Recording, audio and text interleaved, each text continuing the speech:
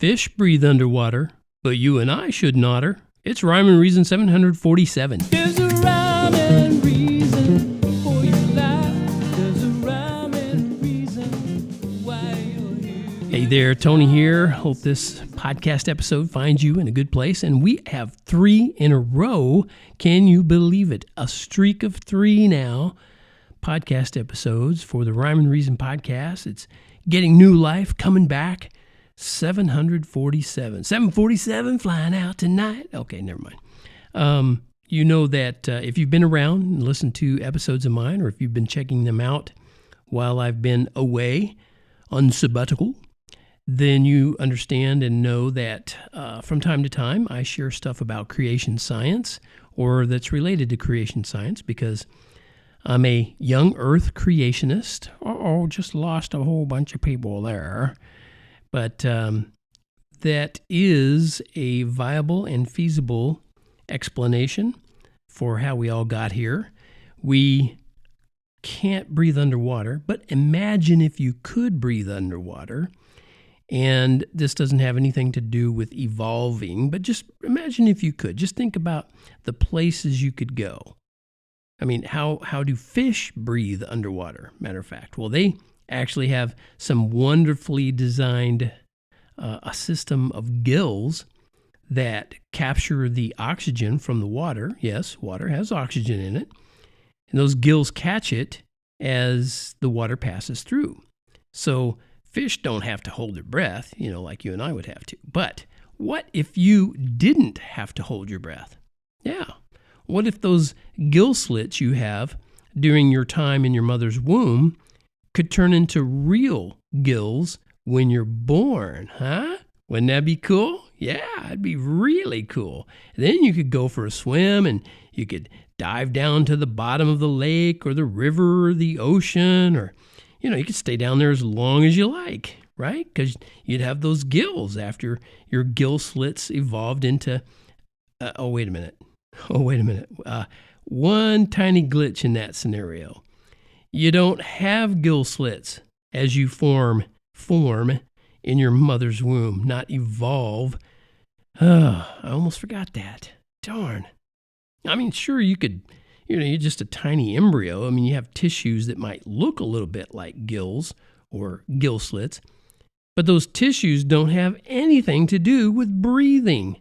Matter of fact, when they study them and figure out what's really going on, and people who care to know, and a lot of scientists don't, they see that those so-called gill slits actually turn into parts of your face and bones in your ears and glands. I mean, that's far from having your own gills, being able to swim underwater without breathing. So here's how that whole gill thing, confusion, it got started. Some silly guy named Ernst, and I'm not even going to put his full name in because he was goofball, and that's saying it, being kind. He drew some goofy drawings, which is, what goofballs do, and he told some fibs about humans go through phases, in their mom's womb that resemble stages of evolution. I mean, what a knucklehead. Yeah. Just when you thought we could figure it out, or, how we could use our own gills to explore the ocean blue, well, out comes the truth. Oh, well, such is life, you got to be a human fully, and you don't get to be part fish. Well, even if you can't breathe underwater, you can still take an imaginary trip through the deep blue sea where you wouldn't have to hold your breath and wouldn't have to identify as a fish. I mean, fish breathe their way, but your way is way better. Just be you and enjoy the imaginary journey.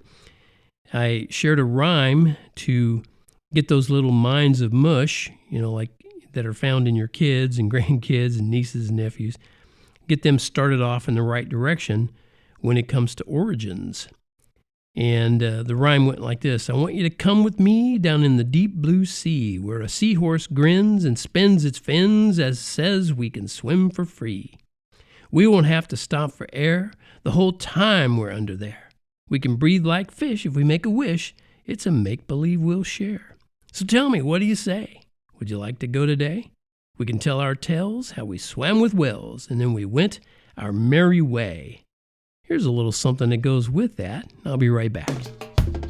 Over in the mango tree, toucan looking straight at me. Starfish in the ocean waves, dolphin laughing misbehaves. Oh, it's an island day. Oh, sell your cares away. Oh, cross the 7 seas. Oh, yeah, I guess this whole podcast episode of Rhyme and Reason turned it into an island day all the way. I hope you enjoyed it, a little excursion around the 7 seas. And I'll leave it at that. Thank you so much for being here. As always, remember, life has rhyme and reason because God made you. There's a rhyme and reason.